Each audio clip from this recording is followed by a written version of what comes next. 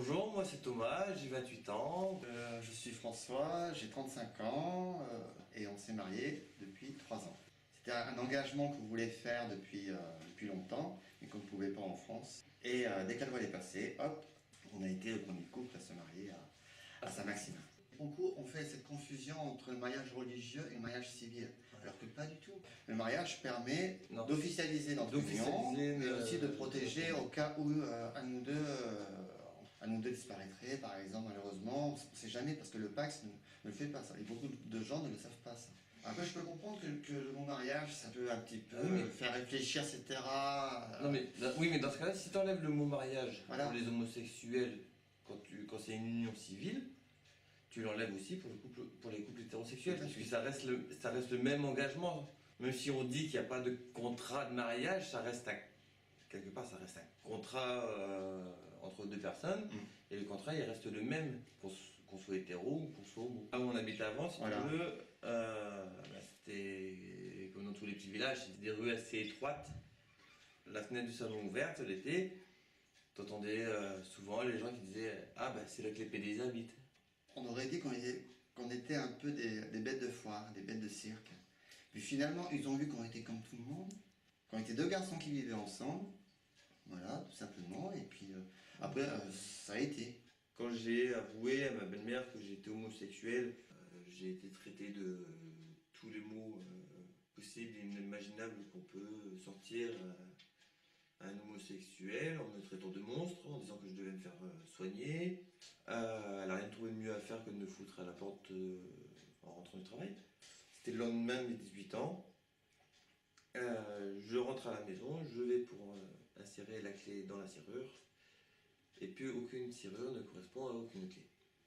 Et bizarrement, j'ai trouvé cette poubelle hors des jours de poubelle avec mes affaires sur le trottoir. Voilà, donc c'est pour ça que je dis heureusement que j'avais la première voiture, j'ai vécu 6 mois comme on dit, sous les ponts dans la voiture. Et, cette intolérance envers les autres parce qu'ils sont différents, je trouve pas ça acceptable. Cacher son homosexualité, c'est, on va dire, pour certains, c'est un mensonge. On ment. Là, On ment sur notre vie, on ne se respecte pas. On ne se respecte pas, voilà, c'est construit sur un véritable mensonge. Alors moi, je l'ai dit à 19 ans. Mes parents l'ont très bien accepté, on me suis monté la tête pour rien du tout. Mais bon. Quand je l'ai dit, voilà. Je l'ai dit en pleurant. En plus, j'ai pleuré, ma mère m'a dit, pleure pas, ne pleure pas. Et j'ai dit à mon père, il m'a souri. J'ai dit ça, j'ai dit je rêve, mais... Non mais c'est vrai que si tous les parents pouvaient l'accepter comme toi, comme les siens... Oui, c'est vrai. C'est vrai. Tant qu'on est heureux comme ça, c'est ce qu'ils m'ont dit. C'est important. Hein. Après, c'est vrai que quand on a 18 ans, même quand on est adolescent, on s'imagine plein de choses. On se dit, voilà, si je le dis, ça va faire ça, ça va faire ça, ça va faire ça. 15 ans au lycée, j'aurais jamais dit que j'étais homosexuel. Jamais. Moi, je me rappelle qu'au lycée, il le savait pas. Je me cherchais. Mais il le savait pas. Hein. Après, j'ai jamais vécu le fait d'être en couple avec François ou quoi comme un défi ou comme si on était un couple différent des autres. On est un couple, on s'aime et puis Voilà. on aime bien voyager. On a bien voyagé, on a beaucoup voyagé. Il nous reste encore il nous reste quand même une petite partie de la France à faire. Ben, il y a de la Bretagne à la côte basque. Ouais. Sinon, on a fait de l'Écosse jusqu'à Sarajevo. Ouais. En un an, on a fait ça. Ouais.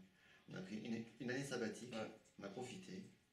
On s'est dit, c'est maintenant ou jamais, justement, avant d'adopter, avant d'acheter la maison. Ah voilà. Hein.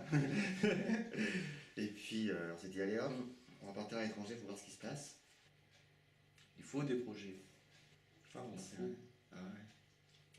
S'il n'y a plus de projets dans la vie, ça sert à quoi? C'est vrai.